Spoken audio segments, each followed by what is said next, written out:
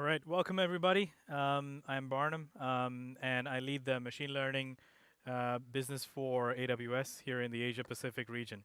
And I wanted to show you that video primarily because machine learning and AI is a lot about experimentation. And as you saw, we do a lot of failed experiments just to get to where we get to with our machine learning and AI products at Amazon. And I wanted to put this statement up today. You may have heard this quite a few times in many different forums. And people say this quite often, which is AI is the new normal. Well, for us at Amazon, AI has always been normal. I like to think so, because it's probably one of the key driving factors that help us build the experiences that we serve to our customers. And it's one of the reasons why some of our efforts have been successful. And in the context of today, I wanted to just paint a picture for you guys to see why this movement towards AI being normal really matters, and what is the economic quantitative context of that. So let me start by showing you a few things. So this is the 2018 reported GDP of the world, the gross domestic product. This is effectively the total productivity of the human race in the year 2018 is estimated to be about $80 trillion. Now, with no frame of reference, that looks like a lot, trillions, lots of zeros. But I wanted to put that in the context of what is actually out there in the next 10 years. So by quite a few estimates, this is projected. Our productivity as a human race is projected to reach about $112 trillion over the next decade and a bit. Now, this is pretty serious growth. But the number that really excites me as an AI professional, and should excite you and excites a lot of our customers, is actually this. So about $15.7 trillion worth of this productivity growth of us as the human race is going to come from AI. Now, this is actually by a conservative survey done by PwC. All right. Now, what does that mean? That's about 14% of the total human productivity in 2030. To put it into context, the dot-com boom is actually attributed to about 6% of human productivity, right? So we firmly believe at Amazon that the builders who embrace AI will be the engines of human acceleration, and we want to help those builders. Now, let's define AI popularly for ourselves. Now, in my role, I have the privilege of speaking to a lot of companies across Asia Pacific and working with a lot of our customers on what AI machine learning means to them. Mind you, I sometimes use AI machine learning quite interchangeably, not rightly so, actually quite wrongly so. So what does the popular definition of AI really look like? If you ask a person who's not doing AI today, then effectively, when a machine mimics cognitive functions or functions that we associate typically with human beings, such as learning, problem solving, etc., is roughly classified as artificial intelligence. So it's just intelligence which is not human typically. Now, that's not necessarily the mathematical or the computer science definition of AI. So very specifically, computer scientists working in this typically refer to themselves as working on intelligent agents. What is an intelligent agent? It's any human-made agent that perceives its environment and takes actions that maximize its chances of success at a defined goal. Now, the defined goal is very important in this case.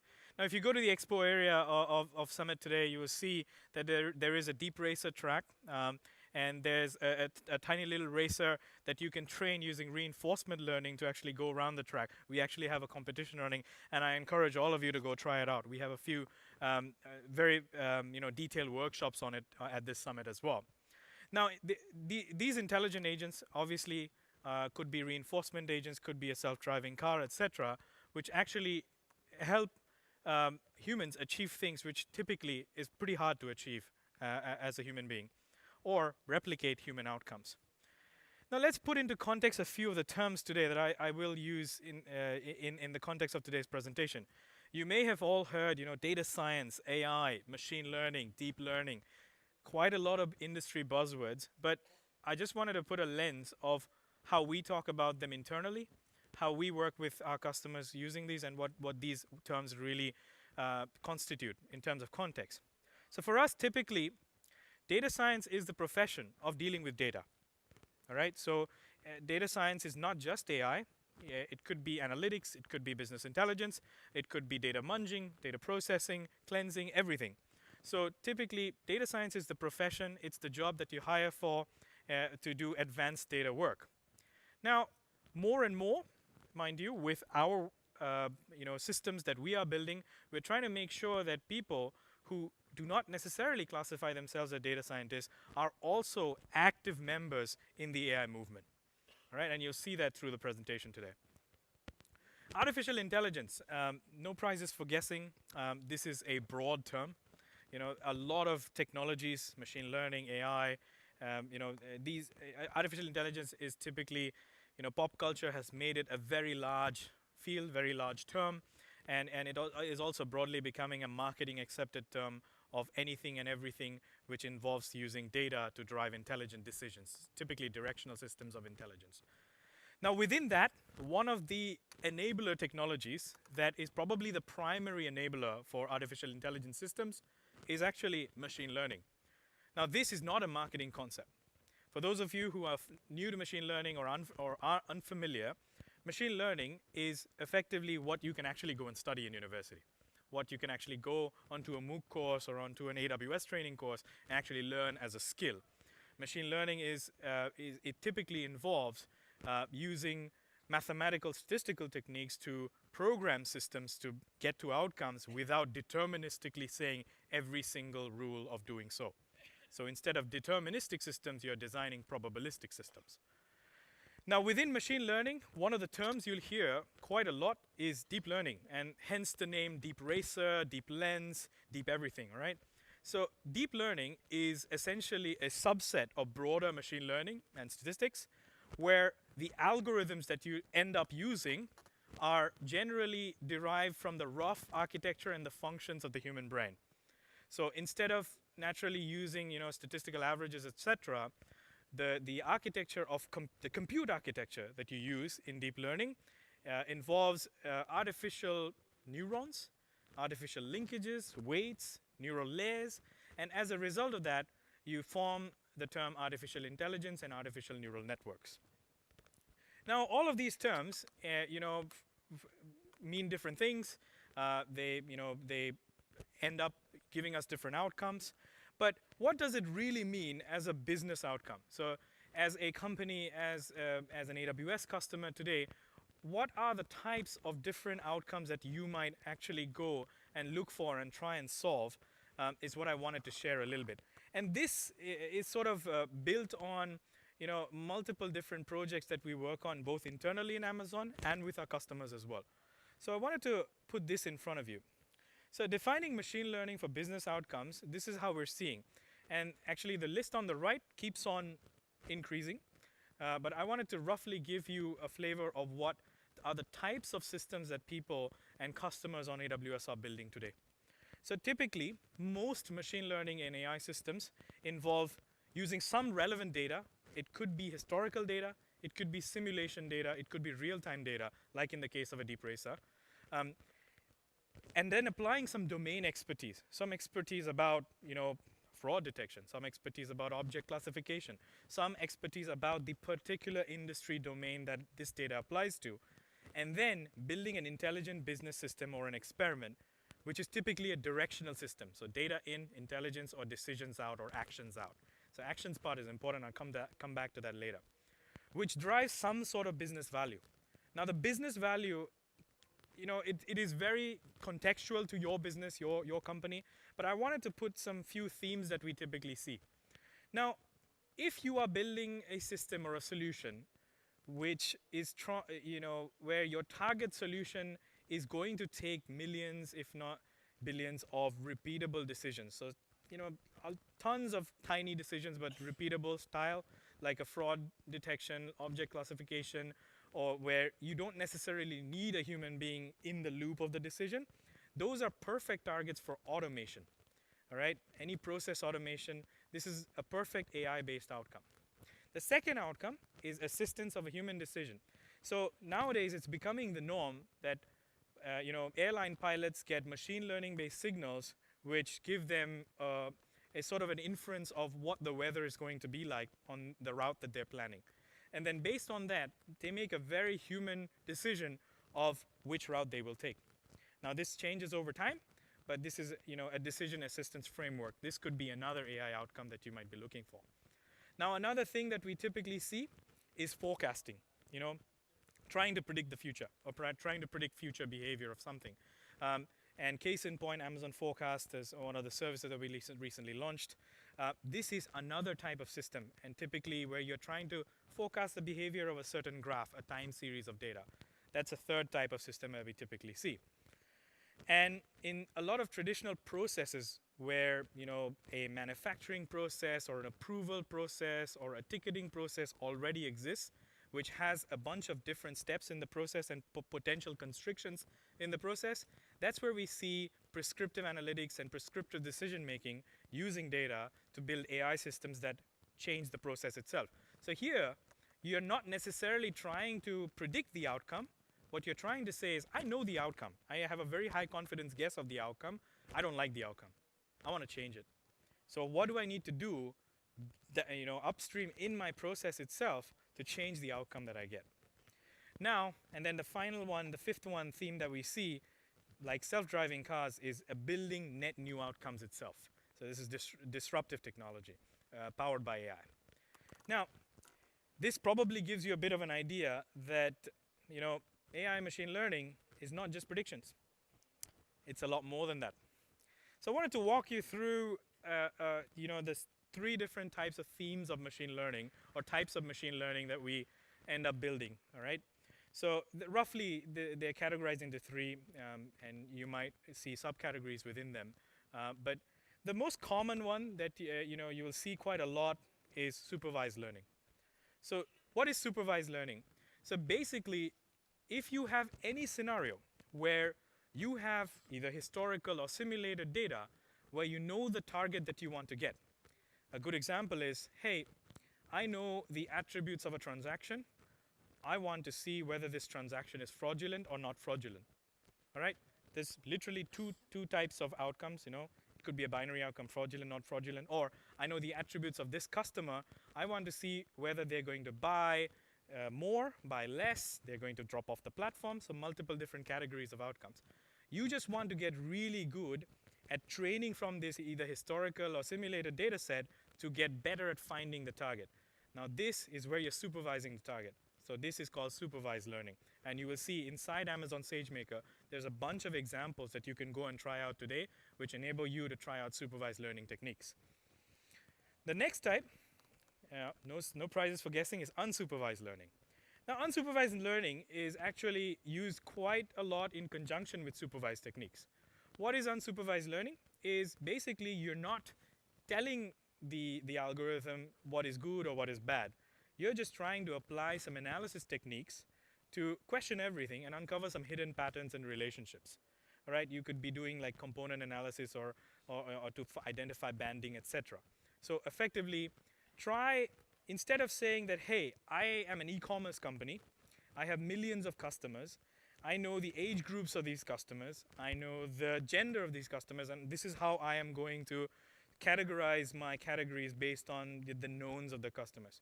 See, that may have worked, but more and more we see that customers are not necessarily conforming to stereotypes that we assume about them, right?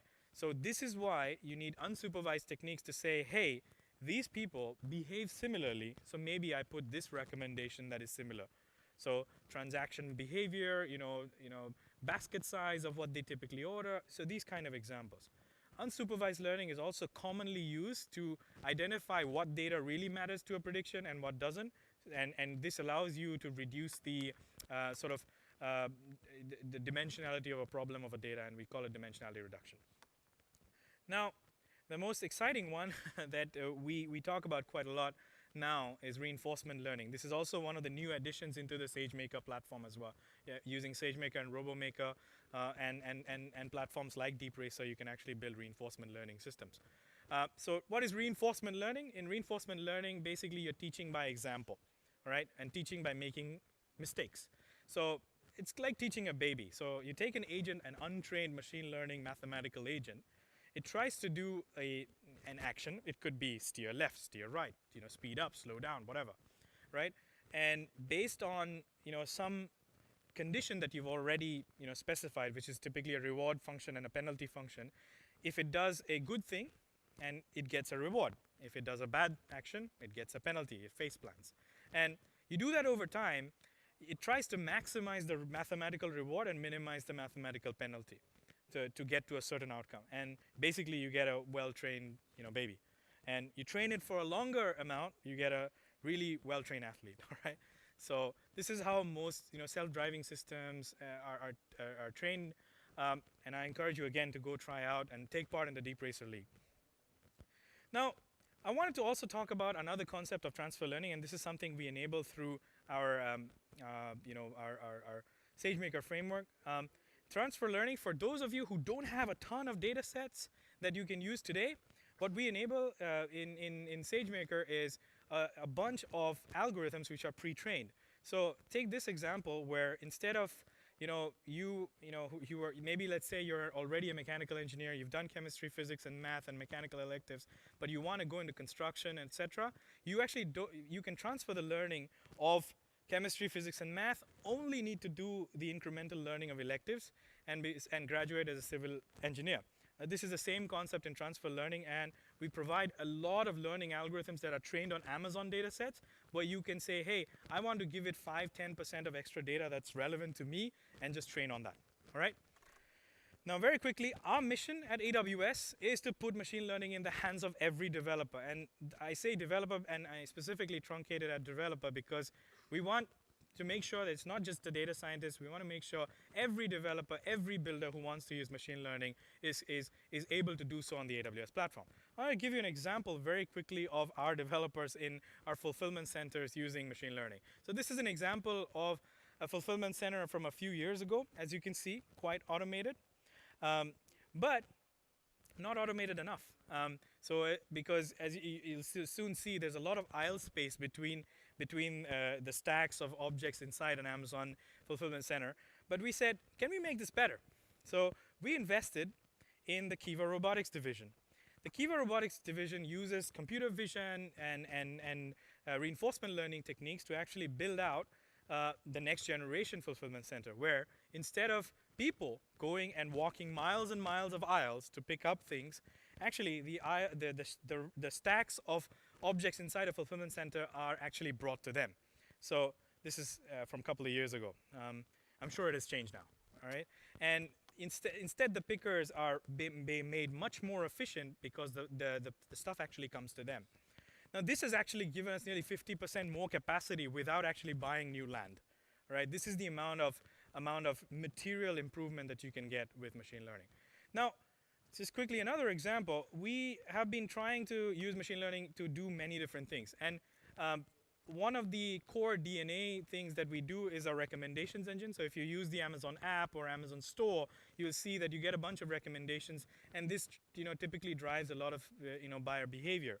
But we said, buyers don't just buy based on ratings. Buyers don't just buy based on reviews.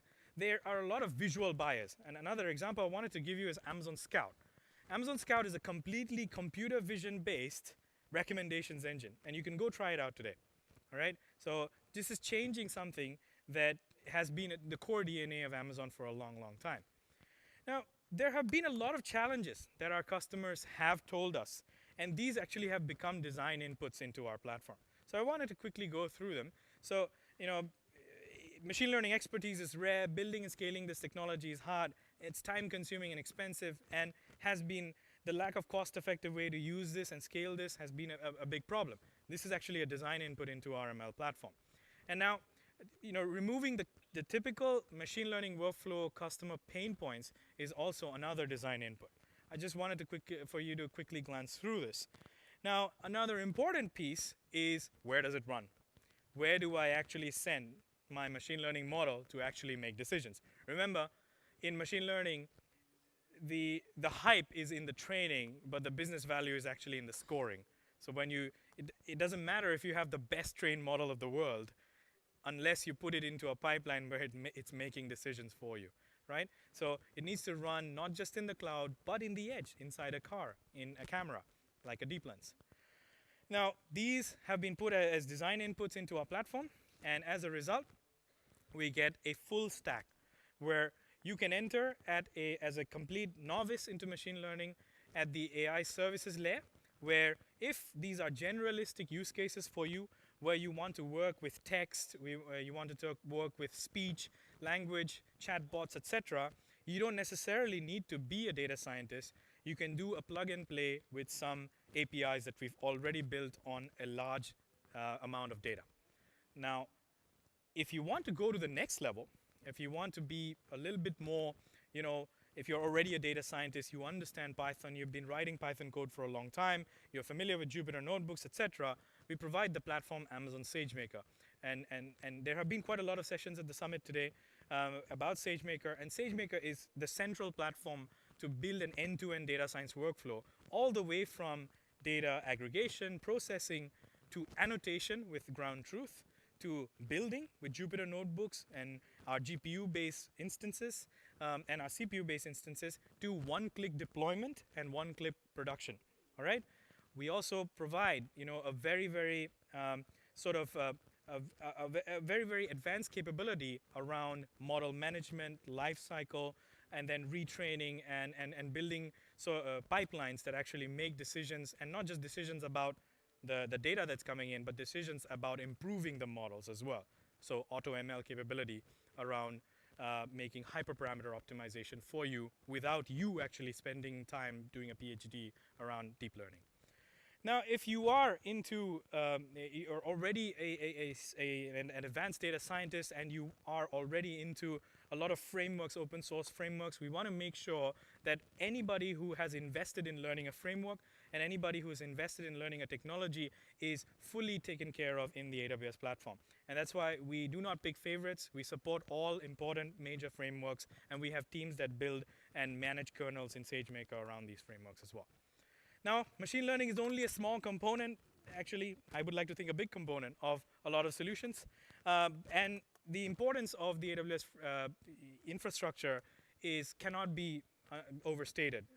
It's a solution from end to end is what typically our customers end up building.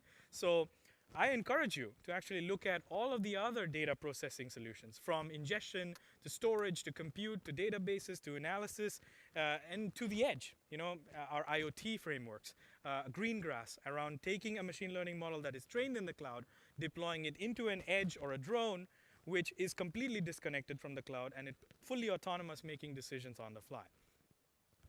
And then our customers are actively building this. I just wanted to walk you through a few of these examples. Intuit, the builders of the popular taxation software, actually, they reduced their machine learning build time by 90%, from growing their CI/CD work from thinking about a problem to having a solution from 6 months to a week. I wanted to show you this. This is actually a self-driving truck built by TuSimple in China that has a 1,000 meters planning range of how it drives on the road. This uses sensor fusion of LiDAR, short-range camera, and long-range camera to build this truck that can be retrofitted, build a system that retrofits to other trucks. We have quite a lot of other companies across the globe doing this. We have Formula One using 65 years worth of data to go and do analysis and give out insights on screen to the viewers and to the drivers. We have BGL in Australia, who built a completely AI-based fund management assistant. Car sales, who are already doing multiple different workloads, like from fraud detection and intent classification to image segmentation and object identification and car identification. And then Sunday Insurance in Thailand, who've actually built a fully AI-based, completely autonomous underwriting engine for an insurance company. Sony has been working on predictive maintenance, and this is an example of actually how they have used Greengrass to deploy this in a low latency framework on the shop floor itself to identify if a bearing is going to fail or not. We have semiconductor companies that are using computer vision, high definition computer vision on SageMaker to identify whether a semiconductor wafer is defective before it gets converted into an actual IC. And we have some low-tech use cases as well, just in detecting whether a person's wearing a helmet and utilizing Poly to call them up and say, hey, you probably should wear your helmet at this point. Now, there's a ton of ML that happens on AWS, and I just wanted to introduce to you Guangda from ViSenze to talk about what they have been doing and their journey of machine learning on AWS. So I'd like to welcome Guangda Li. He's the CTO and co-founder of ViSenze, an exciting computer vision startup right here in Singapore. And I want to hand over to Guangda. Okay, thanks. Thanks, Barnam. Okay, good afternoon, everyone. Very excited to be here. So today I'm going to cover a few topics, basically the introduction of ViSenze, the company, and also what's the products we built, and also some technology we built behind the scene. And the last thing is basically how we use AWS for our machine learning stacks.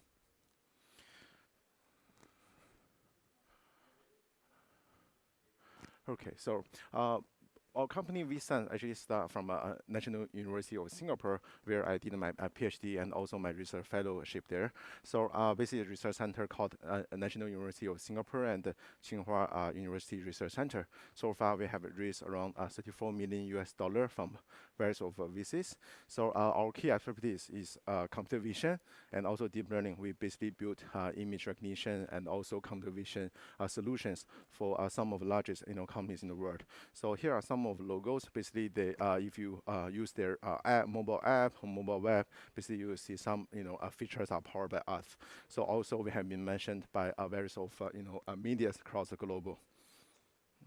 So under the hood, our key expertise come from computer vision, ML, and also distributed system development. So we have applied a few patents, all from our in-house R&D, and also we built our global distributed infrastructure on top of AWS, systems. So we also heavily focus on low latency and also high throughput architecture design.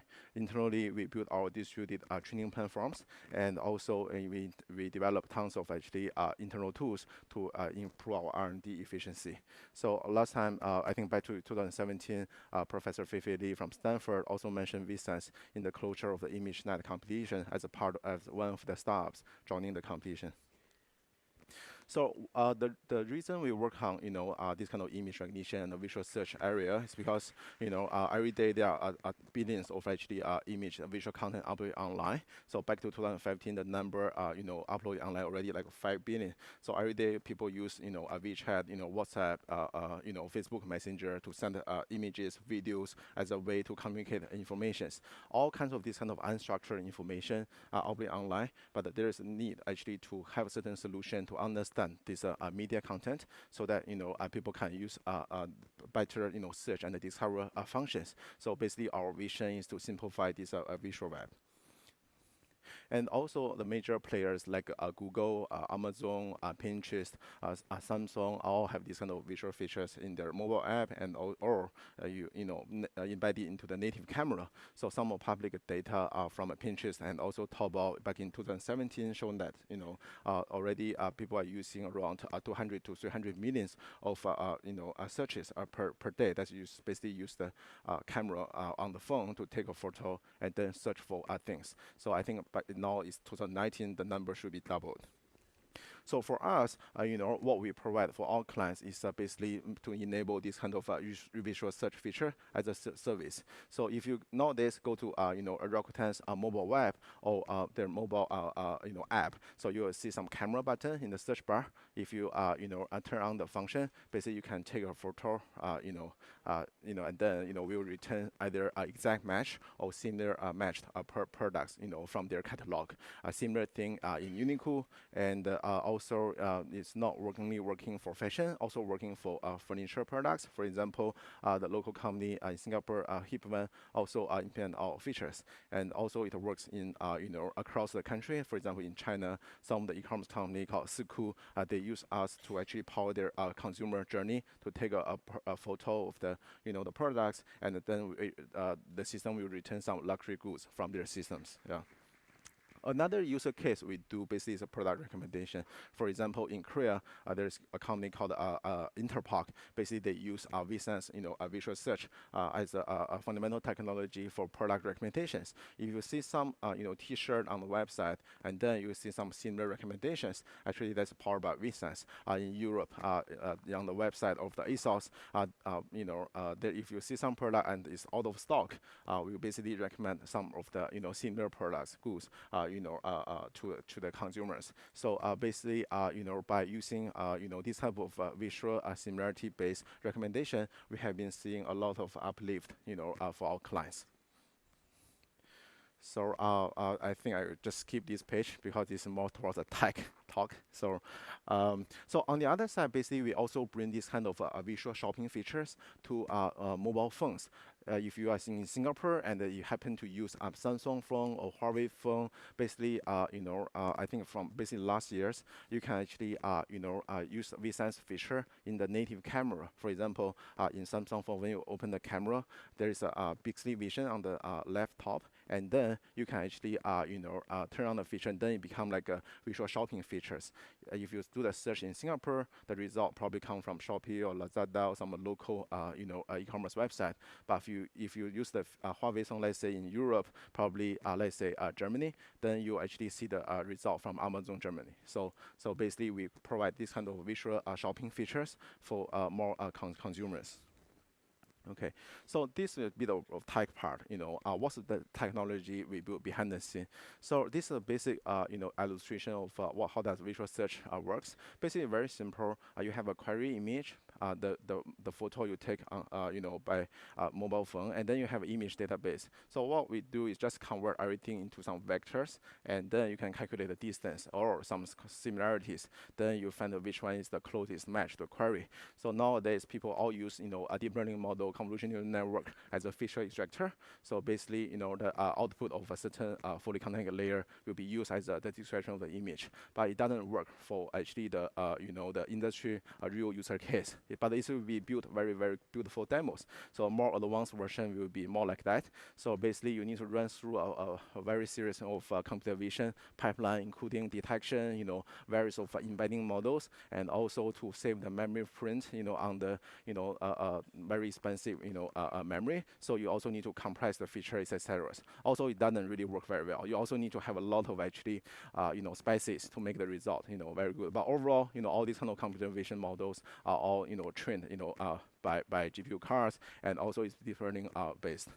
So another actually technology we developed is the image tagging. So for example, we can recognize fashion attributes. Let's say this T-shirt, what's the short sleeve length, etc., and also what's the style it is, etc., etc. So the user case is useful, usually used for catalog management and also image moderations. Here is an example of what kind of attribute we can go deeply. So for example, let's say for this clothes, I will call that just a woman's clothes, right? So but actually look at actually the objective description of clothes, this is actually a play suit. And also if you look at the neckline type, actually it's a off shoulder. And also if you look at the sleeve style, this is a V-shop sleeve. It's usually a bit longer than Euro. But this is still like a very objective description of the products. But if you look at fashion occasion, the fashion style, that's a more subjective description of the the products. So it's actually the first issue, the first problem is a multi-class problems. The fashion style and occasion is more like a multi-label, problems. So if you know what I'm saying. So okay, so basically we provide a very, very deep level of recognition of the apparels. For example, we can recognize 25 types of necklines, and also we recognize 60 types of product categories, and also 14 types of product pattern. If you're interested, you can come to our website and then register a trial to take a look. Okay, so here is more towards actually the machine learning life cycles. If you look at actually the industry machine learning pipeline, a lot of actually activity are about continuous data cleanings. The graph actually is direct from some of the SIGMOD paper 2017 to illustrate what's the overall process. Basically, the thing is you build a model, launch that, evaluate that, and then figure out what's the problem, and then fix the data issue, launch that again, and then continuously. So this is the dirty part of the industrial machine learning. learning practice. So on the other side, currently the deep learning software development is also very software centric. If you look at the Coffee, MaxNet, TensorFlow, this is just called the trainer of the system. So this graph is extracted from Google's paper from KTT 2017.